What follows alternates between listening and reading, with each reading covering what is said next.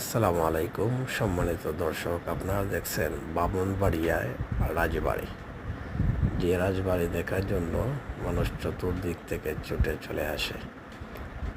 ঈদের ছুটিতে বামনবাড়িয়া মাধবপুরের পরে দেখার জন্য চলে গেলাম। আসলে রাজার রাজবাড়ি এরকমই হয়, রাজার মতো খুব সুন্দর।